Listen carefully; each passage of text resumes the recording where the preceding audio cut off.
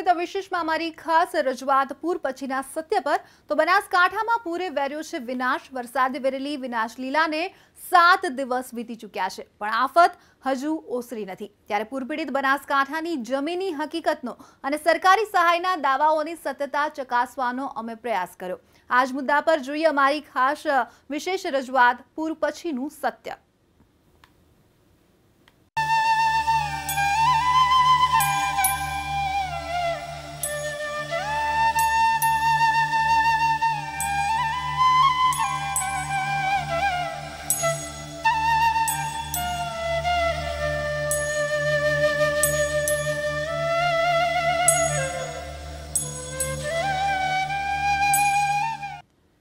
બનાસકાંઠામાં આવેલા પૂરને 7 દિવસ જેટલો સમય વીતી ગયો છે। 7 દિવસ બાદ પૂરથી બરબાદ થયેલા બનાસકાંઠાના શું છે હાલ તે જમીની હકીકત જાણવાનો અમે પ્રયાસ કર્યો। અમારી ટીમ સ્થિતિનો સાચો ચિતાર મેળવવા પહોંચી પાકિસ્તાનની સરહદને અડીને આવેલા છેવાડાના ગામ સુધી।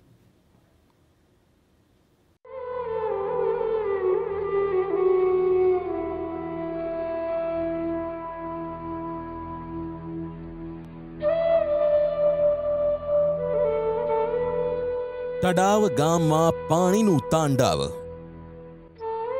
આ છે બનાસકાંઠાના વાવ તાલુકાનું તડાવ ગામ। વરસાદે સર્જેલી ભયાનક તારાજી બાદ પાણી તો ઓસરી ગયા છે પણ તબાહીની તસવીરો હવે સામે આવી રહી છે।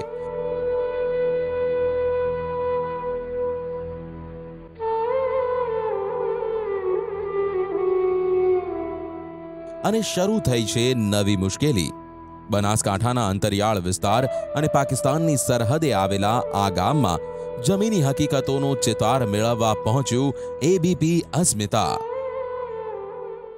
બનાસકાંઠામાં પૂરની પરિસ્થિતિ એ લોકો માટે આફત સર્જી છે। અમે હાલ છીએ વાવ તાલુકો છે કે જ્યાં તળાવ ગામ આવેલું છે। જે તળાવ ગામ છે એ રસ્તા પર મુખ્ય રસ્તા છે ત્યાં તો પાણી ભરાયેલા છે પરંતુ સાથે સાથે જે આ મુખ્ય 4 રસ્તા છે તળાવ ગામ અને એના 4 રસ્તા છે ત્યાં પણ આપ જોઈ શકો છો અહીંયા ઘૂંટણસમાં પાણી ભરાયેલા છે। એટલે કે જે લોકો છે લોકોએ પારાવાર મુશ્કેલીનો સામનો કરવો પડી રહ્યો છે। 10 દિવસ થયા જે પૂરની પરિસ્થિતિ પરંતુ હજુ પણ કોઈ પાણી ઓસરવાનું નામ નથી લઈ રહ્યા અને જે આસપાસમાં જે વરસાદ વરસ્યો હતો તેના પાણી અહીંયા આવી રહ્યા છે।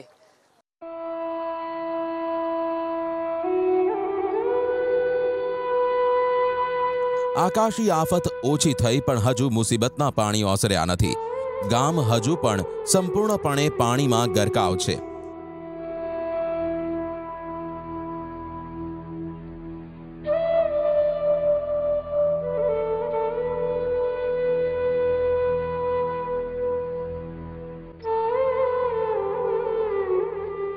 ગામની શેરીઓમાં હજુ પણ નદીઓ વહી રહી છે। 7 દિવસ પછી આ સ્થિતિ છે તો જ્યારે આકાશી આફત આવી હશે ત્યારે શું સ્થિતિ સર્જાઈ હશે?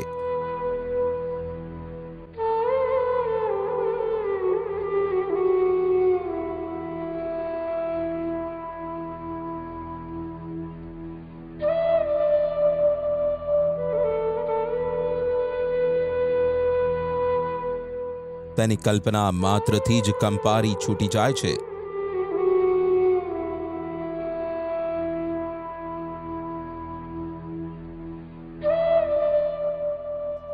ઘરોમાં પાણી, સ્મશાન પાણીમાં, બસ સ્ટેન્ડ પાણીમાં, શાળા પણ પાણીમાં।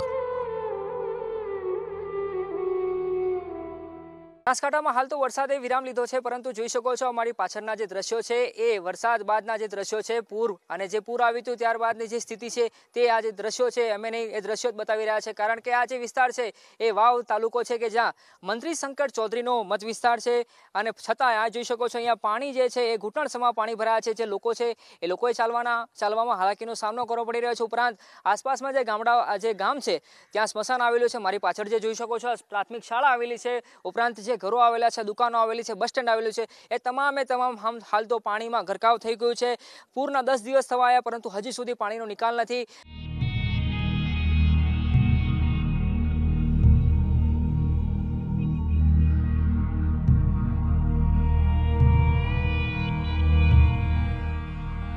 ઘરબાર તણાઈ ગયા હોય ત્યાં આશરો લેવો તો લેવો ક્યાં? હવે આ રસ્તો જ ગામ લોકોનો બની ગયો છે આશિયાનો।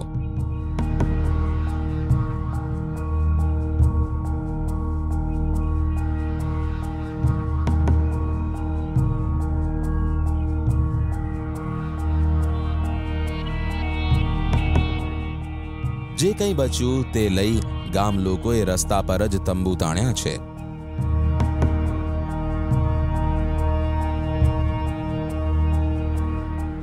બનાસકાંઠામાં ભારે પૂરની પરિસ્થિતિ છે.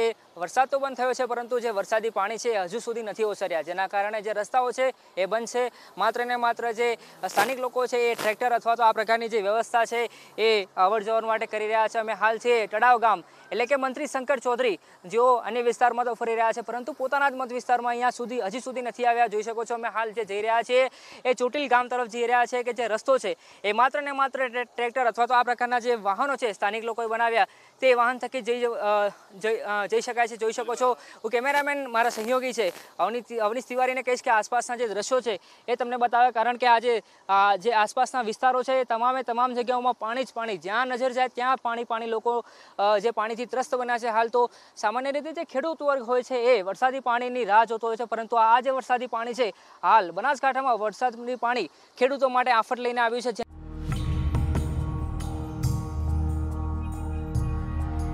સરકારમાં મંત્રી શંકર ચૌધરીના મત વિસ્તાર વાવ તાલુકાનું આ ગામ છે. સંકટની ઘડીમાં પણ પ્રધાનશ્રીનો હજુ આ ગામને નથી મળ્યો સાથ.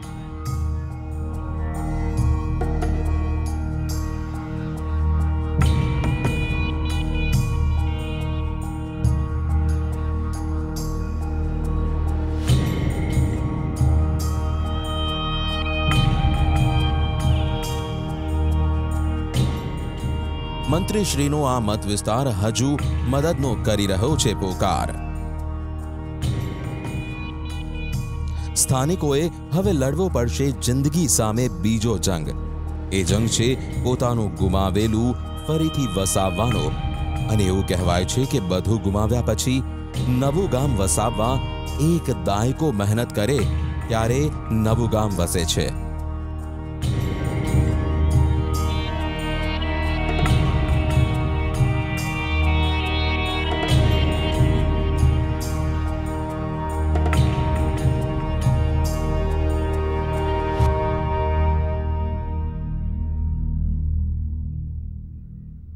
વાવ બાદ અમારી ટીમ પહોંચી બનાસકાંઠાના થરાદ તાલુકાના ગામોમાં.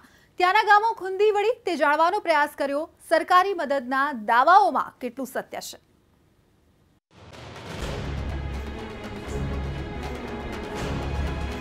ચારે તરફ બસ તબાહી જ તબાહી.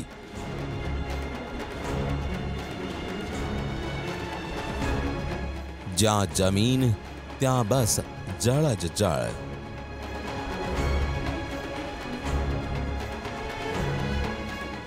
અમે પહોંચ્યા છીએ બનાસકાંઠાના થરાદના જેતડા ગામ.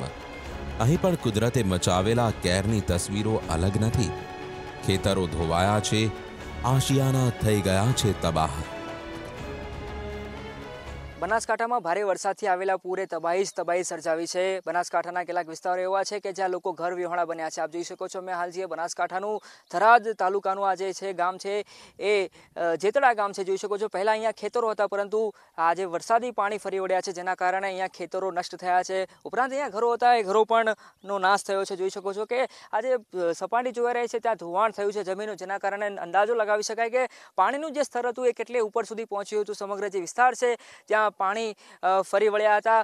આપ જોઈ શકો છો બીજી તરફ જે ઘરો છે એ ઘરો પણ અડધા ને અડધા ઘરો તૂટી ગયા છે. આપ જે ઘરો છે માત્ર કાચા મકાનો નથી, પરંતુ એની સાથે સાથે બીજું તમને બતાવવા માંગીશ કે આપ જોઈ રહ્યા છો હાલમાં જ નવું બનેલું એક પાકું મકાન છે, જે પણ આ વરસાદી પાણીમાં ધોવાઈ ગયું હતું. અને જોઈ શકો છો જે પતરું છે એ પતરું ધરાશાયી થયું છે, જેના કારણે મકાનને પણ નુકસાન પહોંચ્યું છે.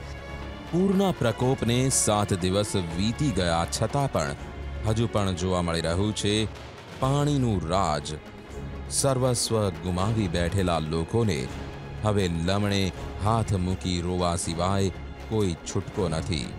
મારો પાણીમાંથી મારા બચ્ચા લેતા હું ફરસી જી, મારો પગ ભાજી જો છે અને મારા બચ્ચા નાના પૈના 15 દાડાના લઈ અને હું 4 બચ્ચા લઈને રખડી તો મારા છોકરો એ મને ખૂબ કાઠું પડ્યું છે. હું આ જમીન મારે રાખવા માંગતી નથી, આ જમીનમાંથી નીકળવા માંગુ છું. હું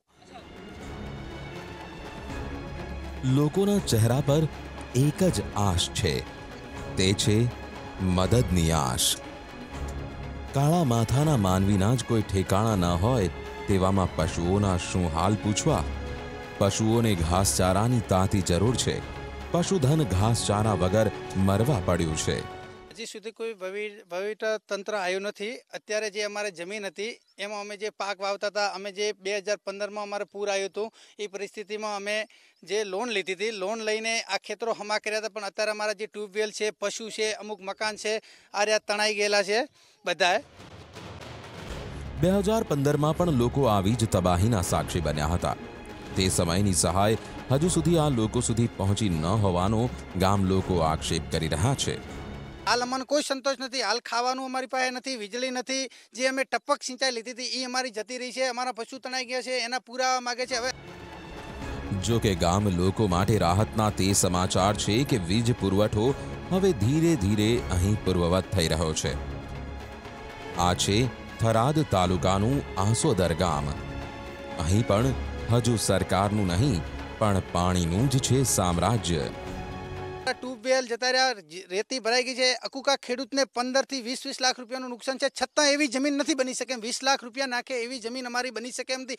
અમે સરકાર આગળ એક જ માગણી કરીએ છીએ કે આર્યા શ્રી સરકાર જમીન કરી નાખે અને અમને કોઈ ઊંચાણવાળા વિસ્તારમાં જમીન આપે. અમારે અત્યારે જે નવા મકાન બનાવવા છે, અમારી જે જમીન નદીના પટમાં જ છે, અહીંયા અમે બનાવીએ તો ફેર અમારે તણાવવાની શક્યતા છે.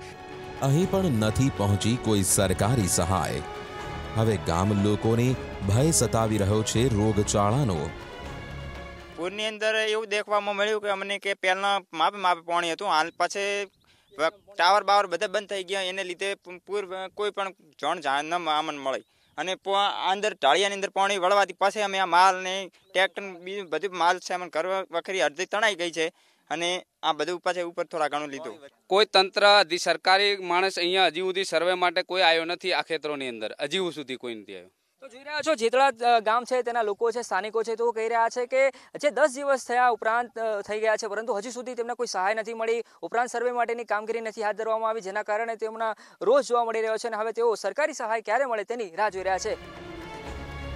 ગામમાં ભરાયેલા આ પાણી એક સમયે ઓસરી જશે, પણ ચહેરાઓ પર ચિંતાઓનું જે પૂર આવ્યું છે તે ક્યારે ઓસરશે? ક્યારે આ જિંદગીઓ પર ચડશે પ્રસન્નતાના પાણી?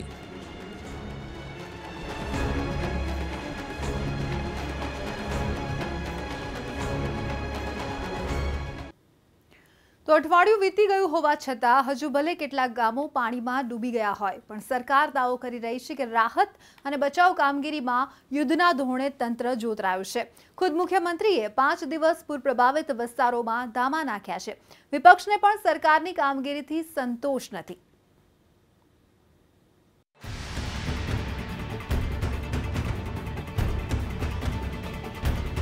આભ ફાટ્યું છે અને ત્યાં થીગડું મારવાનું છે. આ સ્થિતિ થઈ છે સરકારની. છતાં લોકોને રાહતનો મલમ લગાવવા સરકારે લગાવ્યું છે એડી ચોટીનું જોર.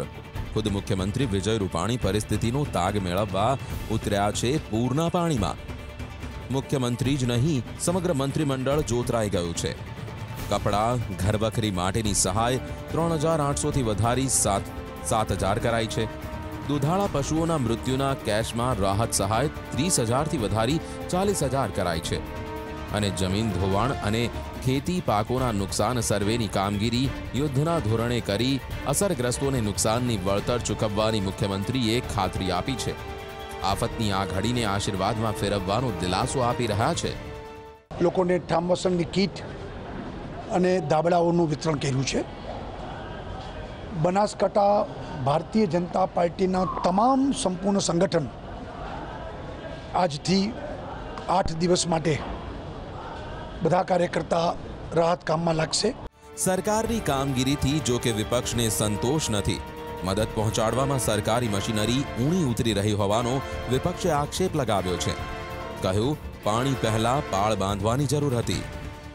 આ વખતે આવ્યા, હવાઈ નિરીક્ષણ કરી અને વડાપ્રધાન નીકળી ગયા. અહીંયા મારે વડાપ્રધાનને યાદ કરાવવું છે કે જ્યારે ઉત્તરાખંડમાં તમારી જવાબદારી નહોતી ત્યારે તમે ત્યાં પહોંચી ગયા. ધરાર લેન્ડિંગ કરાયું હતું. ત્યાં રેસ્ક્યુ ઓપરેશનના ભોગે તમારું હેલિકોપ્ટર ફરજિયાત લેન્ડિંગ કરાયું હતું. ત્યાં ના પાડી દીધું. રાજકીય પક્ષો ભલે પોતાની રાજનીતિમાં વ્યસ્ત હોય પણ પ્રજાને અત્યારે આ રાજનીતિની નહીં પણ જરૂર છે રાજકીય મલમની।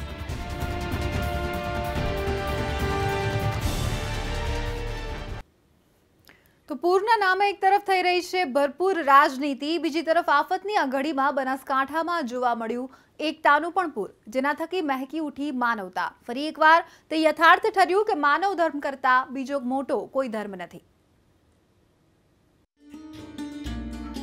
આ દ્રશ્યો આપી રહ્યા છે કોમી એકતાનો સંદેશ। જૈન દેરાસરની નહીં પણ કોમી એકતાના દુશ્મનોની થઈ રહી છે સફાઈ। સંકટની આ ઘડીમાં નાત જાતના ભેદભાવ ભૂલી જોવા મળ્યો સંપ। બનાસકાંઠાના ધાનેરામાં એક પૂરે તબાહી સર્જી તો તબાહી પછીના કોમી એકતાના પૂરે દેશની એકતાના તાંતણાને વધુ મજબૂત કર્યો। આફતની ઘડીમાં હિન્દુઓ અને જૈનોના આસ્થાના કેન્દ્રોમાં સફાઈ કરી કરાવ્યા અનોખી એકતાના દર્શન। મંદિર ના મસ્જિદ કોઈ સ્કૂલ છે, કોઈ ધર્મશાળા છે, કોઈ મંદિર છે, એનું કોઈ છે જ નહીં। કોઈ પણ વસ્તુ હોય એને અમારે સફાઈ કામ કરવા અમને મોકલેલા છે તો અમે દિલથી અને એક ઇન્સાનિયત નાતે ના હિન્દુ ના મુસલમાન કોઈ જાત ભાઈ ભેદભાવ રાખ્યા વગર અમે લોકો અહીંયા એક દિલથી એક સફાઈ કામ કરીએ છીએ। આફતની ઘડીમાં ન કોઈ હિન્દુ ન કોઈ મુસલમાન, બસ માણસ જ માણસની મદદે આવે તે ફરી એકવાર ચરિતાર્થ થયું છે ધાનેરામાં। આપત્તિ આવેલી છે, લોકો હેરાન પરેશાન છે, એની વજહથી આપણું કદાચ આમાં કામ લાગી જાય તો કુદરત રાજી થઈ જાય તો આવી આપત્તિ વારંવાર આવે ને એ જ અમારા ગામડામાંથી દરેક હજી લોકો આવી રહ્યા છે। જ્યાર સુધી આ પાણી ભરાય ત્યારથી જમિયતે ઉલમા હિન્દ અમારું જે છે એ આ કામના અંદર ચાલુ છે અને લોકો હજી પણ અમારે 1000થી વધારે પબ્લિક આવી રહી છે। કુદરતી તકલીફ આપે છે અમને। સમાચાર અહીંયા થરાદમાં બહુ પાણીનું પૂર આવ્યું અને બહુ ઘરના અંદર બહુ મંદિરના અંદર શાળાના અંદર બહુ તકલીફો હતી પાણી, એટલે અમને અહીંયા કામ સોંપ્યું કે તમારા લાઇનના જે કામ ફાળવામાં આવે, મંદિર આવે, મસ્જિદ આવે કે હોસ્પિટલ આવે, બસ દિલથી કામ કરવાનું, સફાઈ કરવાની અમારું ધ્યેય અમારું કામ આપ્યું છે અમારે। અને અત્યારે લગભગ અમારી 50 જણની ટીમ છે, અત્યારે અમારા ગ્રુપમાં વેચાયેલા છે। ભલે ભાઈચારાના દુશ્મનો ગમે તેટલું ઝેર ઘોળવાનો પ્રયાસ કરે પણ ડાંગે માર્યા પાણી છૂટા ન પડે।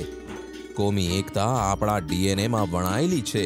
જ્યારે જ્યારે આવી સંકટની ઘડી આવે છે ત્યારે તે પ્રગટ થયા વિના નથી રહેતી। તો આ સાથે જ અસ્મિતા વિશેષમાં અત્યારે બસ આટલું જ। આપ જોતા રહો એબીપી અસ્મિતા, ગુજરાતની અસ્મિતા।